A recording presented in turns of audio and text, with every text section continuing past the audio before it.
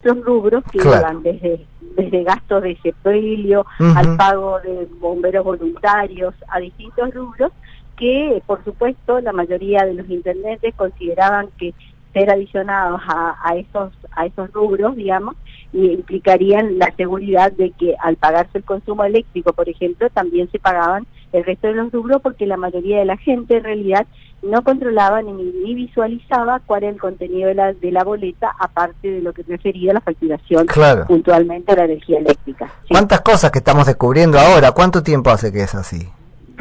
Es así, pero bueno, por eso también es responsabilidad del consumidor, a veces no revisar, sino bueno, confiar en que la factura refiere todo al consumo que uno haya tenido, y entonces va y paga de buena fe y se encuentra después. Pues lo sabíamos, lo que pasa es que había que enojarse mucho para que nos prestaran atención.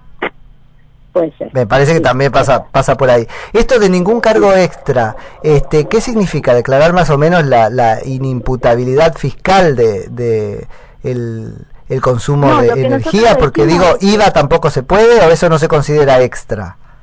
No, el tema de los impuestos nacionales que refieren al consumo, esos no lo podemos quitar de la boleta, porque de hecho que forma parte de la misma, pero sí aquellos agregados que refieren, por ejemplo, al pago de gasto de sepelio, a bomberos voluntarios, a distintos rubros que se habían adicionado y que estimamos nosotros no corresponde estar dentro de la tarjeta, de lo que es la tarifa, ¿no es cierto? Perfecto, sí, eso es así. Ahora bien, ¿qué pasa, no? Y esto ya en otro orden de cosas, pero también escuché a Lilita Carrero hablar de esto y supongo que es algo que trabajan como equipo.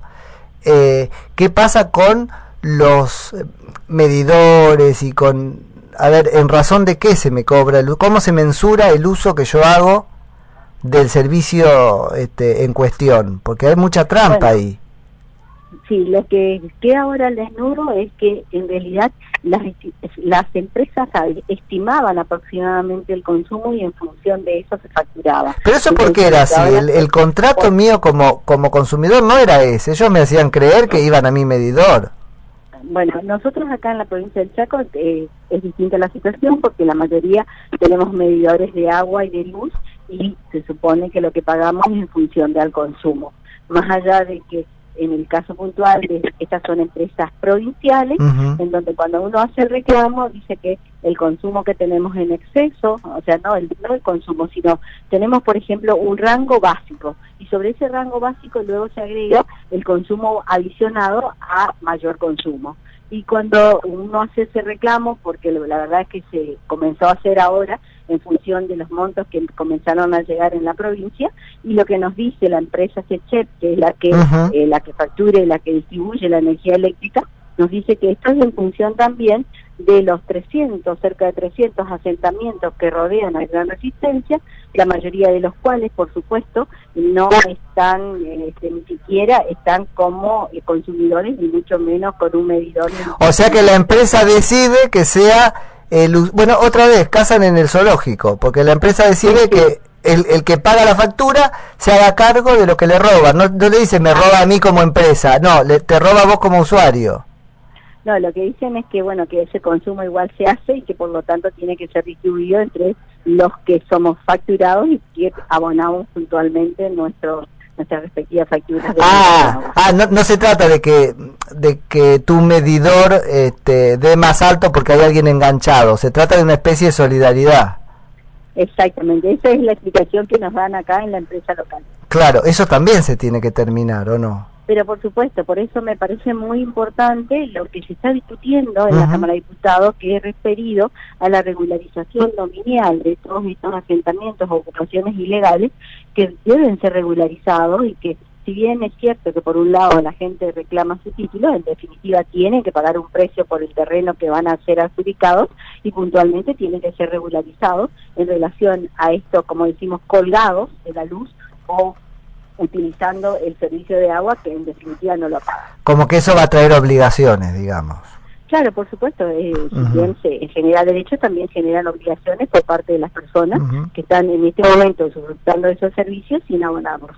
Ahora esto, vuelvo a lo de los medidores, ¿no, Alicia? Es tremendo que hayamos llegado hasta acá con esa con esa fantasía, ¿no? Creyendo que pagábamos lo que consumíamos, porque esto explica, hay algo que conmovió mucho a la sociedad estos días, explica las diferencias. Uno dice, no entiendo cómo me llegó tanto de luz y a vos tampoco, y entonces empiezan, pero vos que cocinás con horno eléctrico, todos gastamos más o menos lo mismo. Sí, y las diferencias son enormes. Y sí, por eso creo que todo este tipo de cosas se tienen que transparentar, regularizar, para que realmente el usuario pague lo que le corresponde, no pagar, en el caso puntual, por ejemplo, en mi provincia, que digan, bueno, pagamos un extra porque hay mayor consumo, y eso la provincia tiene que de alguna manera recuperarlo, entonces ahora, lo redistribuyen solidariamente de todos los usuarios que pagamos la boleta. Ahora, el presidente podrá estar muy apurado porque necesitaba disminuir los subsidios, pero la verdad esto tendría que haber sido hecho antes de que aumente. Bueno, porque es en donde está su derecho a aumentar, la verdad, así, con tantas trampas, impuestos, medidores. Si me corres, te digo, no tenía derecho a aumentarlo. No, lo que le quiero decir es que acuérdese que en realidad fundamentalmente tanto la Cava como provincia de Buenos Aires han sido mayormente favorecidos con el tema de los subsidios, porque acá en el resto del interior, nosotros acá, como le dije, tanto el agua como la luz tenemos empresas provinciales, y en relación al gas, nosotros no tenemos gas natural y tenemos que estar comprando garrafas o cilindros de gas que pagamos muchísimo más de lo que ustedes pagan en la provincia o en la ciudad autónoma de Buenos Aires. Sí, es así. Es así. Por otro lado, vi que entraron proyectos a la Cámara de Diputados para regularizar algunos entes, básicamente electricidad y gas. Sí, por eso creo que más allá del proyecto que se aprobara por parte de la oposición respecto de las tarifas, que me parece que es de una gran irresponsabilidad de protraer los sin establecer cómo se va a cubrir ese desfasaje económico, que como usted dirá, más de 12 años, hablándose de los subsidios, nunca se pagó realmente lo que se consumía, y entonces nos encontramos con esta... No, seguro. No, mi cuestionamiento es cómo se está desarmando, la prolijidad con la que se desarma la bomba. Yo sé que es una bomba de relojería, pero digo, algunos cables tocaron, eso era. Bueno, por eso lo que yo creo es que, bueno, que se tienen que hacer las cosas como corresponden y comenzar a regularizar la situación, que eso es lo que a lo que apunta nuestro proyecto y a lo que la doctora Carrió siempre dijo, en el sentido de que se tienen que regularizar las situaciones, que no tienen que ser las tarifas más estimaciones, sino en lo que realmente se consume a través de la medición exacta del consumo de cada casa. Ella hablaba también de que hay que revertir eso de primero paga, después se queja. Sí, el famoso solde et repet, que decimos los abogados, que no tiene que pagar y después, sino que cuestionándose el monto de lo que refiere, ¿no es cierto?, a la boleta.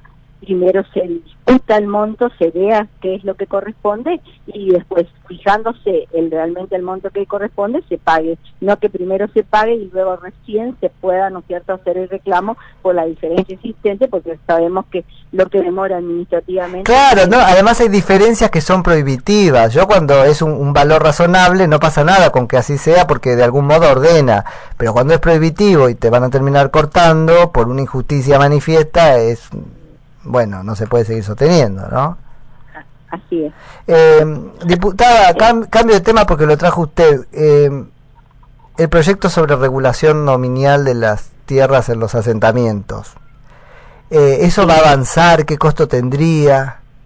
Bueno, eso es uno de los temas que se están discutiendo. En principio, primero se escuchó a la ministra de Desarrollo Social, la doctora Carolina Stanley, y a todo su equipo, que estableció, en función de los relevamientos que se hicieron, utilizándose, ¿no es cierto?, a los relevamientos que hacía el ANSES para verificar también la situación real de los jubilados y pensionados, y también para las asignaciones universal por hijo, se hizo un relevamiento que cerró en diciembre del año pasado. Eso hizo una base en función de personas y de lugares, de asentamientos y demás, en distintas provincias de nuestra Argentina. Bueno, creo que esto es lo que se está discutiendo. En esta semana pasada lo que se escuchó fue justamente a distintas organizaciones barriales de localidades como La Matanza, como Florencio Varela, que planteaban la necesidad, ¿no es cierto?, de la regularización nominal, pero bueno, eso también va a tener un costo De hecho, que también sabemos que, por ejemplo, en la provincia del Chaco, que es lo que yo le planteé a la ministra Spandler en la reunión, le dije que en la provincia del Chaco hay alrededor de 170 leyes de expropiación sobre los 300 asentamientos que rodean a Gran Resistencia, que siguen sin pagarse. Y como la ley cae cada 2 años la vuelven a poner en vigencia, pero resulta que la provincia nunca tiene el dinero para pagarse ni para concretarse definitivamente esas expropiaciones, que con estas situaciones nos vamos a encontrar. Claro, esas leyes que terminan siendo circulares, como el eterno retorno, como el caso de las comunidades originarias. Claro, y que en definitiva lo que hacen es mantener a la gente demagógicamente diciéndole, sí, ya está tu expropiación, vas a ser propietario, pero en definitiva nunca puede concretarse porque al no pagarse el precio, tampoco el dueño, el propietario real del inmueble tampoco puede ni escriturar ni hacer ningún tipo de cosas que sean necesarias para proceder a la regularización dominial. Y ni hablar en el caso puntual de mi provincia, en donde, de acuerdo al ministro de Hacienda, de cada 10 pesos que ingresa a la provincia, 9 se utiliza para cubrir el gasto público.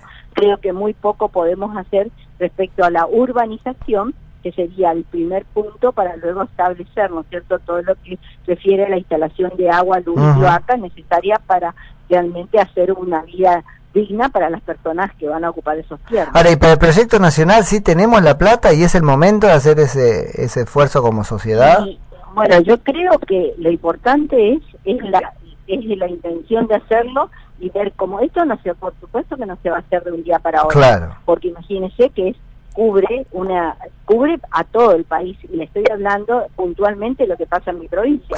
Así que creo que eso va a ser paulatino. Lo importante es que hay una intención, que hay un relevamiento sobre la base del cual se pueden comenzar a hacer los primeros pasos en función de lo que el presupuesto nos permita, porque como le digo, primero va a haber que ver si son tierras públicas o son tierras privadas. Creo que la mayoría son tierras privadas, y en ese caso se dificultaría por el tema de pagar el precio. En el caso de tierras públicas, creo que es mucho más fácil porque la AVE tendría que hacer una cesión, digamos, de los derechos de acciones que corresponden a esas tierras que antes pertenecían, por ejemplo, al ejército, y que puedan ser transferidas de forma directa a la provincia a la que pertenecen, y de ahí en más proceder a todo el resto de la regularización dominial. AVE es la Agencia de Bienes del Estado.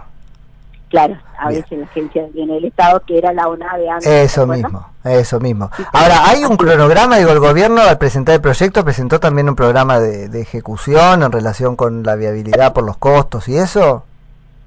Bueno, lo que se presentó es todo el proyecto conjuntamente con todos los distintos lugares en donde se había hecho y se cumplió el relevamiento, porque se tiene que también dar un corte, porque si no, permanentemente vamos a encontrarnos con que gente que a veces por punteros políticos son llevados a ocupar terrenos privados y crean y generan toda esta situación. Ese es un tema, ¿no? El mensaje que se da también.